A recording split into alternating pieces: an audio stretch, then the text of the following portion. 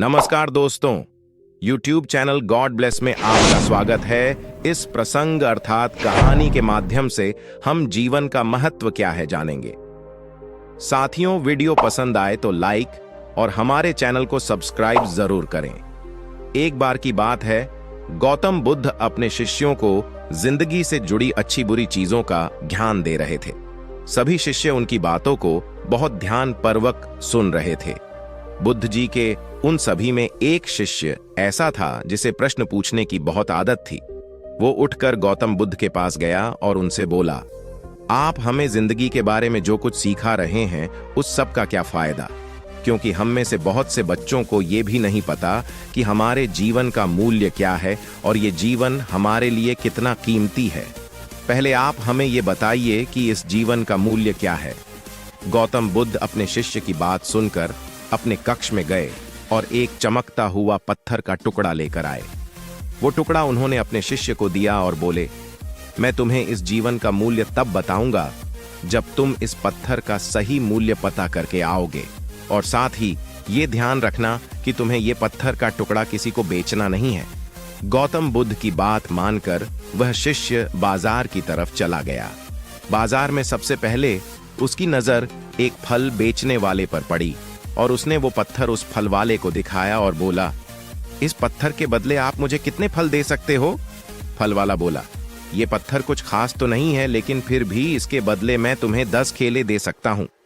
वह शिष्य उस पत्थर को लेकर आगे चला गया। फिर उसे एक सब्जी वाला मिला। शिष्य ने उस सब्जी वाले से उस पत्थर की कीमत पूछी। सब्जी वाले ने उस पत्थर को ध्यान से देखा और बोला, इस पत्थर की कीमत के बदले मैं तुम्हें ज्यादा से ज्यादा एक बोरी भरकर सब्जियां दे सकता हूं। इसके बाद वो शिष्य उस पत्थर को लेकर एक सोने के व्यापारी के पास गया। उस पत्थर की टुकड़े की चमक देखते ही उस सुनार ने उसकी कीमत 100 सोने के सिक्के लगाई। शिष्य ने पत्थर का टुकड़ा बेचने से मना किया तो वो सुनार उसके बदले 200 सोने के सिक्के देने को भी राजी हो गया, लेकिन शिष्य ने वो पत्थर नहीं बेचा। इसके बाद वो शिष्य एक हीरों के व्यापारी के पास गया और उनके सामने उसने वो पत्थर के टुकड़े को रख दिया। उस पत्थर को देखते ही हीरों के व्यापारी ने एक साफ कपड़ा बिछाया, उस पत्थर को उसके ऊपर रखा, फिर उसकी परिक्रमा की और हाथ जोड़कर उस पत्थर को कपड़े में लपेटते हुए वो बोला, तुम जिसे मामूली पत्थर समझकर उसकी कीमत पूछ रहे हो, असल में ये एक बेशकीमती रूबी है। ऐसा रूबी हर किसी को नहीं मिलता। मैं अगर अपना सब कुछ बेच भी दूं तो भी इसकी कीमत नहीं दे सकता। उस व्यापारी की बातें सुनकर वो शिष्य हैरान हो गया और दौड़ते हुए सीधा बुद्ध के पास आया और उन्हें उसने जो कुछ भी बाजार में हुआ वो सब बताया।